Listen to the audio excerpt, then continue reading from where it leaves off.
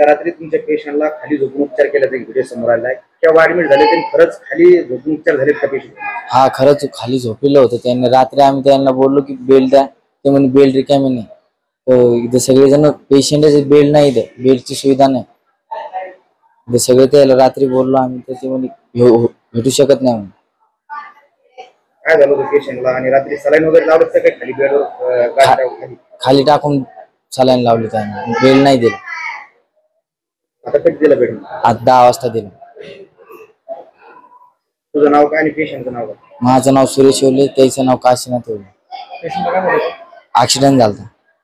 Accident काल रात्रीचा एक व्हिडिओ जो तो समोर आलेला आहे. एका रुग्णांवर जे आहे ते खर्चवर गाड्या टाकून उपचार सुरू असले समोर आले जनरलवाला. काय सांगा? आम्ही सर्व आमचे स्टाफ, नर्स आणि आमचे सिक्युरिटी, डॉक्टर्स यांना सर्वांना आम्ही सूचना दिलेल्या आहेत की सर्व रुग्णांना हे कॉटवरतीच उपचार दिले गेले पाहिजे. जर रुग्णांची संख्या जास्त झाली तर अतिरिक्त रुग्ण जर असेल तर त्यांना आमचा प्रिझनर वॉर्ड जे रिकामे बेड आहेत, तसेच मोड्युलरचे वॉर्डचे काही रिकामे बेड आहे, तर त्या ठिकाणी त्यांना शिफ्ट करून कुठल्याही रुग्णाला वॉर्डवरती बेडवरतीच उपचार दिला गेला पाहिजे असे आम्ही सर्वांना आदेश दिलेले आहेत. काल रात्रीचा जो व्हिडिओ समोर आला त्याबद्दल काय?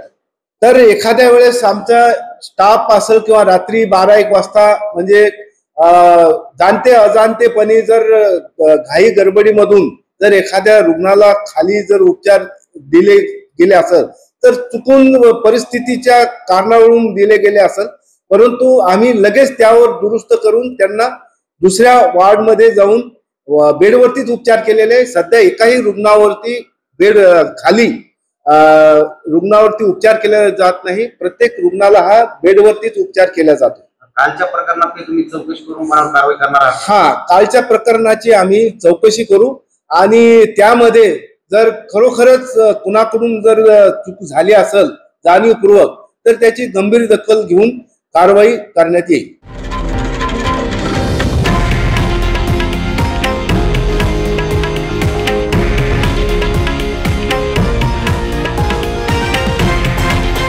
हे आहे देशातील नंबर 1 न्यूज नेटवर्क आणि आपण पाहत आहात TV9 मराठी, एकमेव.